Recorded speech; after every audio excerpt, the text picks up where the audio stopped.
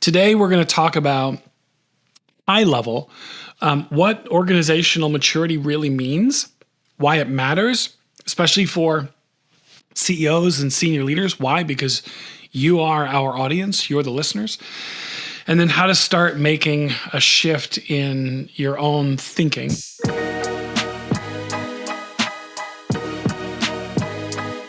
Welcome back to another episode of the Frustrated CEO Podcast. My name is Patrick Lyons. I'm here with my friend, my colleague, my co-host, Patsy Feeman. Patsy, how are you today? I'm quite well, thank you. I would hope that today you are excited to be here, Patsy, as if you haven't been excited to be here every episode, but in particular today, because today we're diving into a critical distinction that's often overlooked, and that is growing your organization versus growing up your organization. So many of our episodes have been about how to scale and grow, kind of the foundational elements that are necessary, that are needed, how to overcome the obstacles that are in the way of scaling and growing your organization.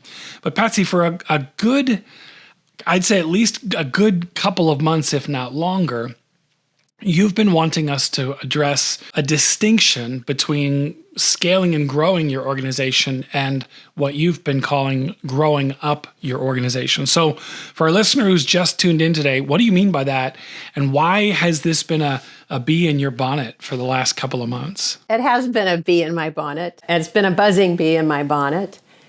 And I realized in working with a wide variety of clients who are trying to get, to the farthest horizon, that they don't even have their camping gear together. And so there's people with well-intended purpose, well-intended heart, trying to get somewhere that they're not equipped to go. And it's causing chaos, it's causing breakdowns with clients, it's causing people getting fired, it's causing workloads that are, breaking people. So it's causing a lot of discord, that if people could start to say, oh, we're really at this place, we're not at this other place, so let's start where we're at. Let's grow up our business first. Let's look about, do we have the right foundation? You and I were talking, if growing your company is the third floor of a house, but you haven't built the foundation for a 3-story house, nor have you built the first floor or the second floor, it's going to be really hard to build that third floor. Right. So this is really about building the first floor or the second floor. Love it. I'm excited to dive in and to set some context for you, for our listener, our frustrated CEOs and senior leaders, to set a little context for you. As we were preparing for today, we realized that this topic is larger than what we really can just cover in one episode. So we've decided, and we've done this before, we've decided to treat this as a series. Today, we're going to talk about high level, what organizational maturity really means, why it matters, especially for CEOs and senior leaders. Why? Because you are our audience, you're the listeners. And then how to start making a shift in your own thinking. So we'll talk about what is the difference between growth and maturity. We're going to touch high level on what it takes to grow up, mindset shift, things like that. But we're going to do deeper dives in subsequent episodes. So this is a series, this is the first of a series designed to set the context, wet your whistle. And then we'll dive deeper into this topic in future episodes so that you have enough. You can listen, you can download the Let's Get Practicals for each of this episode and the subsequent episodes, and have a roadmap. Have a roadmap that's something that you can use to, help grow up your organization before you try to scale it and grow it. The analogy that I was using as Patsy and I were preparing to record today is, if you think of, there are some cars, there are some engines that are just not meant to be run at 150 or 200 miles an hour. You wouldn't put those cars out on the Autobahn, or you wouldn't put those in a NASCAR race and try to push that car to top speed, because the car would shake, right? It would not be a smooth ride, nor would you expect to win that race. And it's very similar if you try to push a business to compete in the wrong market against the wrong competitor too fast, too quickly, too much, if you're not prepared, the whole thing will shake and you'll begin to see some cracks and it'll fall apart and you're not going to win that race. So that's the context. Patsy, maybe a good place to start, I've teased it already, is to talk about what do we mean between, or by the difference, what do we mean by the difference between growth and maturity? As you mentioned, we've had a lot of guests on that have talked about growth. Growth is really about scaling. It's about expanding revenue, increasing markets, developing new products, hiring more people. It's about increasing your size and your reach. Growing up your business is getting your organization ready to do those things. So it's about stronger, or as we would say, leaders that are ready to lead in an expanded market. It's about improving decision-making. It's about creating better structures and fostering a more disciplined and strategic culture. So it's really about the structures, the processes, and the people. I know you love sports analogies, Patsy, so I'm going to use this one. It's almost like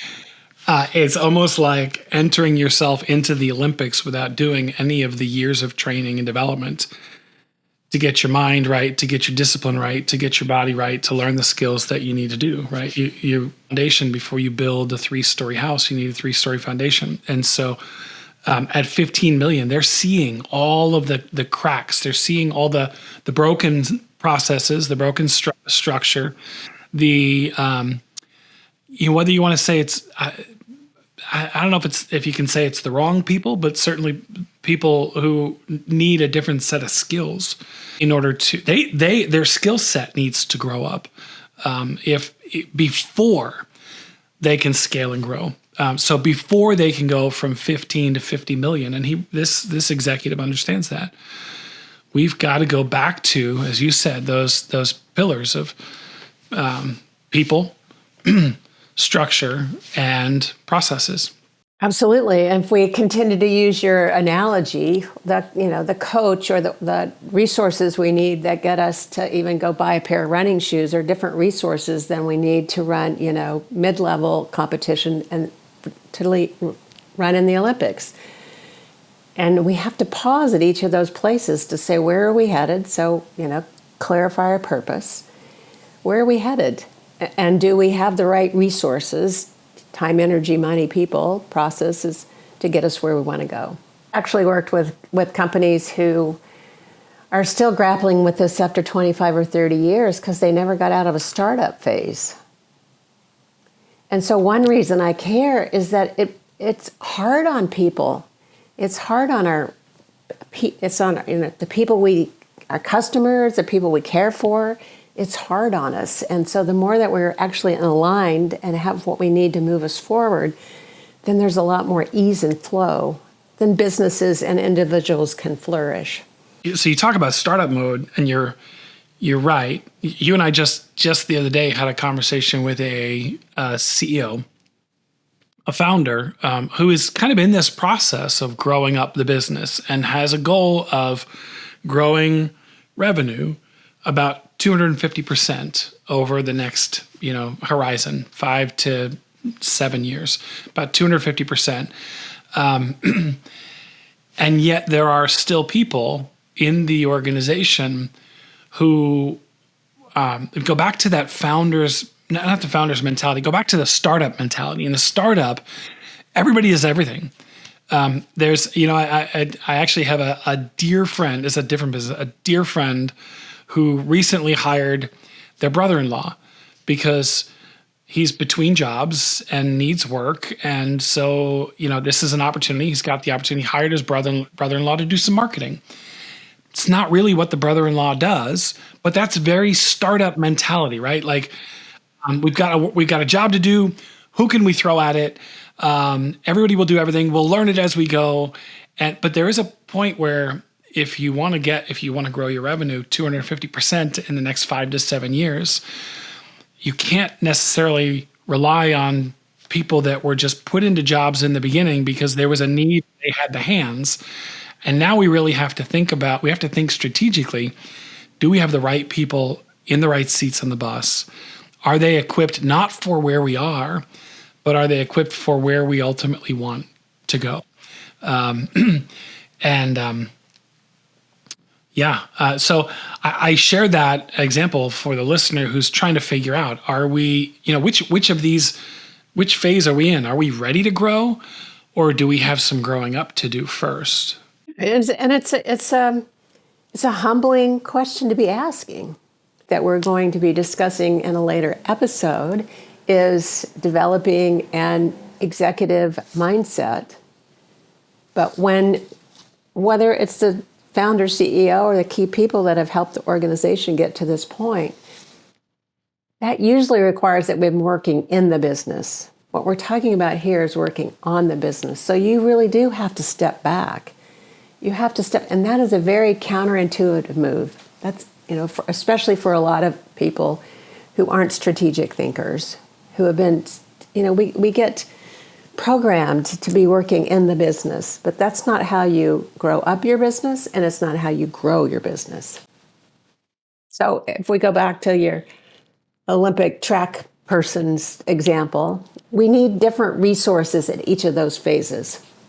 We need different resources, different coaches, different frameworks. I'm musing on I'm chewing on the question for a listener. How do I know if we are, again, which phase or which camp we're in? Are we ready to scale and grow, or do we have some maturing to do? It goes back to this distinction between growth and maturity. And I believe you said, Patsy, that growing up the organization means it's maturing it, stronger leadership, clearer structure, and greater accountability. I almost feel like that alone is the lens through which a CEO, a founder, a senior leader can look at her or his organization and be able to answer the question, do we have some maturing to do? So if you feel like the leadership in your organization from top to bottom, and I'm not just talking about, we're not just talking about that executive team level, because as we've talked about in the past, in particular when we talk about strategy execution, without a mid-level and a frontline level, without strong leaders all throughout the organization, all of the work of execution rolls up to the senior leadership team because they can't count on that team. And so if you don't have, without that strong layer of leadership all throughout the organization, you're really not ready to grow. In fact, a lot of times we get brought in to help organizations scale and grow. And that's one of the first things we figure out, or we identify, is you're not ready because we've got some leadership development work that needs to happen. Otherwise, we push this car to 200 miles an hour and the whole thing's going to shake. So without leadership, without accountability, if you're frustrated by the lack of accountability in the organization, these are good litmus tests that perhaps you're not quite ready for the growth phase. You got some maturing to do. So I'm smiling, even though the listener can't hear me smiling. And let's talk about some of those litmus tests that we've seen. One is, as you're a senior leader, what's your frustration level? Not just our typical question is what keeps you up at night, but if you go to work every day and your frustration level is off the charts, that's a good cue. That's a good litmus test that something is not working. And so what we do primarily as human beings is, instead of stepping back, we push harder. And so then we just get more frustrated. So that's one litmus test. The other is, accountability is, the way we talk about accountability is being clear about what we're asking people to do. So what you're asking them to do, and they've agreed to do it, then it's really hard to hold people accountable. That's another litmus test. And one you mentioned earlier, or we talked about in the intro, is decision making. If I'm a mid-level person, what decisions can I make? And if I can't make but one decision out of this whole list of 10, who do I go to? Who do they go to? So you can already start to see if those 3 or 4 things are missing. There's a lot of wobble. There's a lot of chaos that starts to live in your organization. And I know you've seen senior leaders, CEOs that have bumped up against a lot more. So I'd love to hear some from you, Patrick. As you were talking about the frustration, I go back to a leader that actually we have worked with this organization for a number of years. And early on when we first started, one of the senior leaders acknowledged, just owned it, that every morning I stand in the front door. My office is in the back corner. I can see my door from the front. I walk in the front door, I can see my office, and I just stand there and I have to force myself to walk because the thought of going to my office sucks the life out of me every day. Joy sucks the life out of me. I don't want to, and it's not the work. It's all of those frustrations that, as we keep coming back to those pillars, that again, we are going to dive into those pillars in future episodes. But the people, the structure, if that stuff isn't right, if the processes break down, I go back to the company aspiring to get to 50 million in the next 10 years. One of the first areas they're attacking is processes, because there's just so much redundancy. There's so much double work. In some cases, it's technology that needs to be improved, and they're addressing that. But in some cases, it's a lack of clarity around the processes or a lack of accountability around the processes. People who just choose not to follow the processes, and that's been okay. And again, I don't want to single anybody out because I think every organization, I shouldn't say so many organizations struggle with these things, and they are litmus tests. If that's what's happening today, and then you try to scale and grow, you're only going to expose those issues. And to me, what that results in then is, let's say you are able to go out and win more business. Let's say you are able to go out and generate more clients. If the system at home can't sustain the added workload, then you're going to end up damaging your reputation and under-delivering, alienating customers on the other end because you just weren't ready. You weren't ready to take on that work. I actually thought, I know you and I didn't have the same CEO client that was standing at the front door dreading to get to their office, but the person I worked with couldn't wait to get started on the work, but didn't want to deal with the people between the front door and the office. Both of those are good examples of we have to learn to lead ourselves first. So if you're somewhere in your organization, whether you're the CEO or anybody that's listening to this podcast, and there's something that's happening in you that you're struggling with, stop and ask yourself, what is it that I don't want to get from here to there? Because we have to start leading ourselves first. We have to ask ourselves those tough questions. If you can't wait to walk through the office and get to your office, but you have people that are hiding from you, then that's a different issue. So become an observer, both your own, feeling state, but also what's going on around you. As you were saying that, I was also thinking the opposite. A good litmus test is forget about coming in the morning. If it's a stampede to get out at the end of the day, you see that. You see the race to the parking lot at 4:55, or it's just a sign that there's work to do on the infrastructure before you can add anything to it. Because what do you hear typically in that environment? We're so busy, we can't take on anything else, which really means we're just not willing to take on anything else because we're struggling to even want to be here as long as we're being asked to be here. So what are some ways that you've seen, I know I'm turning the tables here, where organizations start to distinguish or start to assess, do I need to grow up before I can grow my business? What are some ways, we can volley this one back and forth too, but what are some ways that we've seen people or that CEOs can start to say, how do I make this assessment? Well, we have, so our listener may not know, we have a readiness assessment, a readiness for growth assessment. That's something that we use. That's something that I've used with clients to help them answer that question. Data, just it's sorting through what we've talked about this in our previous conversations. The work that we do is really it really centers on three primary areas.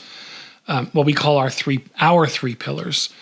So every client that wants to scale and grow, we're working on first and foremost that leadership alignment, strategic alignment, that getting an executive team on the same page and pulling in the same direction. Second is that leader readiness piece that you mentioned earlier, that you've got to have leaders that are equipped. I often say confident and competent, right? They've got the skills and they know how to use them. So confident, competent leaders in the organization, that's the second pillar. And then that third pillar is creating a high performance team, a team of horses, thoroughbreds that you can win with. And so when I think about, to answer your question, what are some things that a leader can do to either help figure out if they're ready or help get ready if they're not, is work in those three areas. We know that you can't scale and execute. You can't execute strategic initiatives without strength in those three pillars: strategic alignment, which is a leadership team pulling in one direction, ready leaders, and a high performance team. You can't scale and grow without that. So readiness issues, maturity issues, often to me manifest themselves as an executive team that's just completely misaligned. Maybe you've got a lot of politics going on in the organization. We've got to have some authentic conversation. We've got to learn how to navigate through and fix that. You might have a complete lack of confident, competent leaders in the organization. Okay, what do? You got to fix that. You may have a lot of the wrong people in the wrong seats on the bus. Maybe they're in the wrong seats, but they're the right bus. Maybe they're on the wrong bus altogether. So it's through that. How about you? What? Well, I'll just reiterate what you talked about when you're mentioning the readiness assessment, is to stop and get some kind of baseline. What's our current reality? There's assessments. We also do a culture survey. There's surveying your team. There's having frank discussions with people. But it's like stop, create a baseline. Where are we at now? It's hard to run a marathon, period, in any environment if you don't own a pair of running shoes. At least it would be hard for me to do. So, you've got to stop and assess. And then I like what you're talking about is then, what are the one or two priorities that we're going to tackle first? That's another thing that we'll do in a future episode is how do you take a phased approach to maturing your organization? How many times have we seen clients who had 50 strategic initiatives or 20 areas that they were going to grow their leadership, for themselves or for their team? It shuts the whole system down. So start where you are, through an assessment, through interviews, through a survey, and then determine what the next small step or two is. Because consistent small wins build a marathon. For the CEO who's frustrated, and you said, what do we do? What do most of us do in that place? We just, like nose to the grindstone, we just push. We push forward. We try to get more out of people. And that's why I think there's a lot of wisdom in what you just said about, if it's not working, just pause, stop the madness, and get a baseline of the current reality. Because I think that's when we're in growth mode, but the organization isn't ready to handle that. As we've been talking about, it exposes all of the issues in the organization, and adding more growth, pushing more growth isn't going to fix those things. You really have to pause. You almost have to pause the growth mode. And we've had CEOs on who have specifically said that. I'm trying to remember now some of them. I almost feel like I'm trying to remember who's if it was like our first time with Mark Reifenrath, from the CEO of Spinutech. When we had him on, he was talking about how he had just purchased another business. He just acquired a business, and so these two were coming together. And so, as he said, as scary as it was, I'm almost positive it was Mark. He said, as scary as it was, he put a halt to the sales process, the client acquisition process, because he knew that there was some integration work that had to happen before you could then leverage the new organization, the new combined skills and strengths of these two organizations coming together. If you don't stop and do that, stop, fix it, then A, you're never going to leverage the potential of the organization, and B, as I said, you're going to have a lot of unhappy clients or frustrations of the CEO. So taking that baseline, but then being willing to make that your focus for the next however long it takes to fix the current reality, to improve the current reality, and pause the growing, pause the pushing. It's scary, and it may be the opposite of what a CEO or a founder is wired to do, but it may ultimately get you further than where you can go otherwise. I call that, I think I mentioned this earlier, a counterintuitive move. So it's a very courageous counterintuitive move. And just like you're mentioning, Mark, but many of the CEOs we've interviewed or the guests we've had on here have all talked about you have to keep yourself healthy. You have to keep yourself fit for leadership, right? You have to do the stuff to keep yourself in a place so that you can even notice there's something askew here and I need to call a halt. Then you have to be able to communicate it so that the rest of the organization's on board. And that goes back to a lot of the alignment you were just talking about. People know when things are not working. So we really have to communicate with people that we've decided to pause for now. I'm trying to remember, again, I know we've had CEOs on in prior episodes who have talked about that when they've done that, their people have appreciated because they don't even have a chance to think about fixing the cracks in the foundation or improving the processes or the systems, because it's just we're just constantly in go mode, right? 100 miles an hour, 200 miles an hour. So it really is. It's a mindset shift, which is a good segue into kind of the last area that we thought we'd cover today, just to provide context, and that's the executive mindset shift. Patsy, you just talked about it. Can you elaborate more on, like, what does it take to require, or what does it take to move from working in the business to working on the business? Oh, in a nutshell, let's see. I'm glad you brought us back to that. Many, again, interviewed talked about knowing yourself. So we all have strengths. We all have areas for improvements. We also all have areas that I don't care how much training I got. It's not an area I'm going to excel in. So know yourself first. Build a team around you that you can trust, that helps fill in those gaps so that everybody's bringing a whole picture to the table. And be willing to question your assumptions.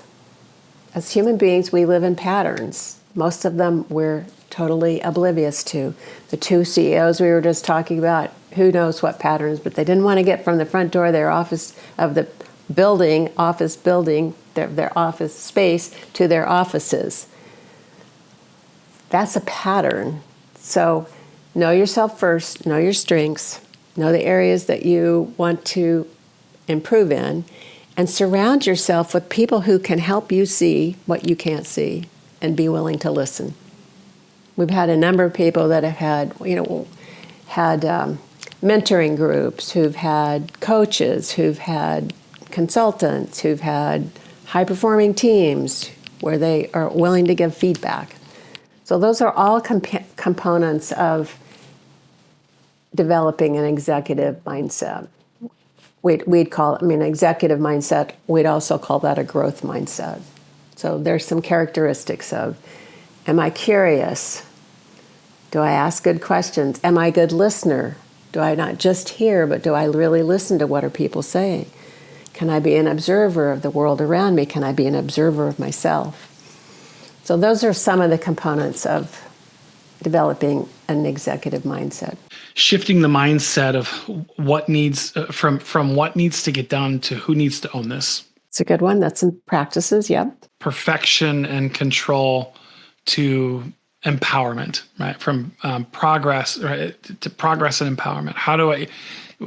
We've already touched on, first of all, the importance of people in this. The importance that you are not ready for growth. You cannot. You're in that need to grow up your organization phase if you don't have that high performing team in place. And so we'll ask the listener the same questions that we've been asking our clients, and it's one we talked about earlier. So wherever you are that you're listening, ask yourself, where is our revenue today? Right? What's that number? Great, you've got that number. Now, where do you want that revenue to be in 5 years? Great, you've got that number. Now, the question is, do you have the team in place for that future revenue number? And if not, then that's the question to be thinking about, not what do I have to do today, but how do I build a team that can execute on, that can make that future number a reality. Role clarity. In some cases, it's investing in the people that you already have to help equip them for where the organization is going, for where the future holds. In some cases, it may be acknowledging that someone has reached their capacity and then figuring out what to do with that. Patsy, you know what I've heard? Okay, let's talk about this because it's just reminding me now. And this is very much on the topic of maturing your organization, building a high-performing team. And I realize this may ruffle some feathers, and I think I'm okay with that. I have heard this recently from a number of organizations that have people that are in the wrong seat. Clearly, they're in the wrong seat. They're struggling in the wrong seat. And yet the organization makes excuses for why it would be unfair to the person to either move them into a different role or move them out of the organization. And you hear all kinds of things like, in this economy, it's really hard to get a job. Let's just be frank. In some cases, you hear, they're only 3 years from retirement, and so we just need to ride this out for 3 more years, or they've been in that role forever, and it's kind of they're kind of like they kind of created that role. All of those will keep an organization from being ready for growth. All of those, they're hard decisions that have to be made. But the question I recently asked a leader who told me that, it's somebody who's 3 years from retirement. My question was, actually I asked, do you think that person is happy? Because all of the signs point to that person being really unhappy. And the answer was, well, they really haven't been happy for years. Okay, great. So we're going to leave that person in this role that they're not happy in for 3 more. That's 1,000 days. 1,000 more days of being unhappy. Do you think it's going to get any better? So either fix what they're not happy about so that they can be happy, or else you got to make a harder decision. And those are the things that are going to keep organizations from being ready for growth. Just not having the right people in the right seats on the bus. Yeah. Sorry, could you tell that's like, because I've heard this so much, that's the bee in my bonnet. That's the one in my bonnet. I'm thinking that it makes me sad. It makes me sad that we keep people in the wrong seats on the wrong buses when we can actually make different decisions. So it takes me back to knowing your why. Why are you in this business to begin with? Why does this company exist? For most leaders, at least many that we work with, one of their people's whys is they care about their people. Not only the person who's going to be miserable for another 3 years, but all the people have to work with that person that's miserable for another 3 years. So it just cascades. And if you've got 3 or 4 or 5 of those things, maybe not people in the wrong seat, in your organization, you can see where, morale's down, chaos exists, people are just hanging on, whether they're hanging on for 3 years or hanging on till, the end of the day. And those are tough decisions to make. That's why it takes courage and knowing yourself and knowing your why. Yeah, the only other mindset shift I would, that I had noted before today is shifting from firefighting to really future thinking. It's so we celebrate. You see this in organization after organization. We celebrate the firefighters, and that's great. It's great that when there's when the ball gets dropped, when something gets behind, somebody works nights and weekends, or somebody goes above and beyond to bring something back into alignment to deliver for an unhappy customer. That's great. But if that's the norm and that's what is celebrated, then the organization stays in continuous firefighting mode instead of thinking about how do we fix the reasons for the fires in the first place. How do we, again, I feel like these are going to be great future episodes that we dive into the people, we dive into the processes, we dive into the structure, because those things will, if you're constantly fighting fires, constantly in reactive mode, that will keep you from being able to move from growing up to growing and scaling.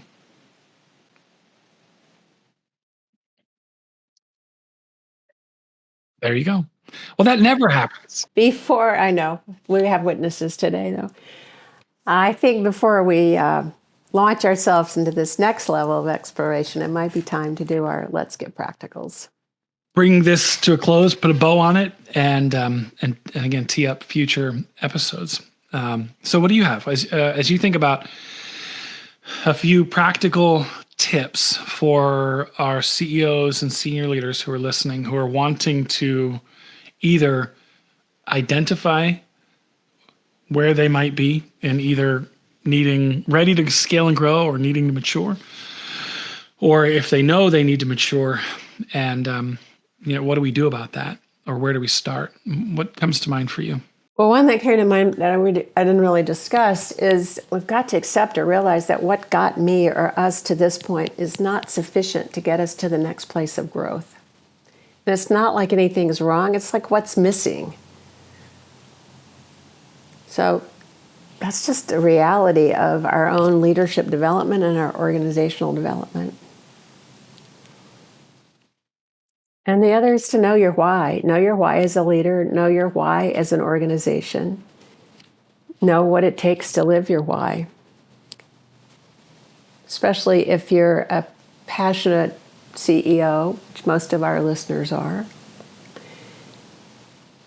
That's why people are around you, because you know your why and you live your why. So be consistent. You made this point a few minutes ago. Managing your organization into maturity or through maturity takes courage. That you will never mature the organization with weak leadership. It requires conviction, strength, and I think that's where maybe that's a jumping off point of knowing your why. Right? Why does it matter? And then stay in that place as you manage with courage. We talked about this earlier. You made another great point. If you're struggling with the way things are, with the current reality, then rather than just push and try to force more growth than the organization can handle, pause, stop, get a baseline, take a baseline of the current reality, and then create a plan to address the cracks in the foundation. Right? That pause the growth for whatever period of time you need to reset the foundation. And then the next one I'll add is you can't scale. It's kind of the whole point of this episode.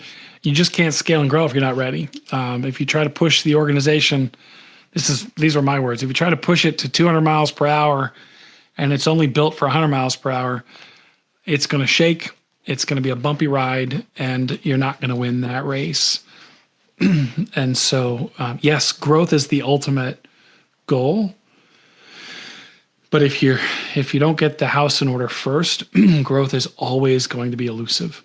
So one piece that's a complement to that is, as the CEO, as the leader, is lead yourself first. If you are struggling, if you are in a reactionary mode, stop, look inside. What's bothering you? Get some support.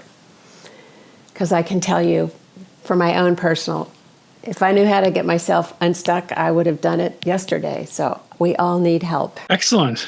Well, I think that's if that feels like a good first pass, a first stop in a series on growing up your business.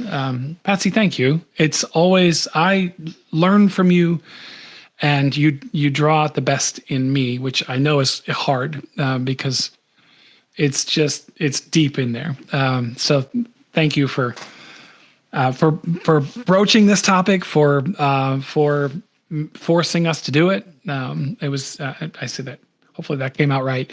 But yeah, I love that we're covering this topic, and thank you in advance for what you're going to bring us in future episodes of this series. Because I know there's a lot to unpack so that we can help our frustrated CEOs and senior leaders mature their organizations. Thanks. It's been a pleasure. I would just reiterate, it's a process. It's a process for our own leadership development, and it's a process for organizations development. Leader, listener, thank you for sticking with us to the end of another episode of the Frustrated CEO podcast. Please do connect with Patsy Feeman. It's Feeman on LinkedIn. Connect with me, Patrick Lyons, on LinkedIn. You can also you can find our business page, the Lyons Group, on LinkedIn. If you're still listening and you haven't subscribed to our YouTube channel for the Frustrated CEO podcast, just do a search for that, and please do engage with us. We're also on Instagram, so we're a little bit of everywhere. But check in, let us know what you think of the show. Let us know if you have any guests that you would recommend we have on a future episode, and then don't forget to head over to the lyonsgroupconsulting.com, where you can find this podcast and all of our Let's Get Practicals. We'll see you next time on the Frustrated CEO podcast.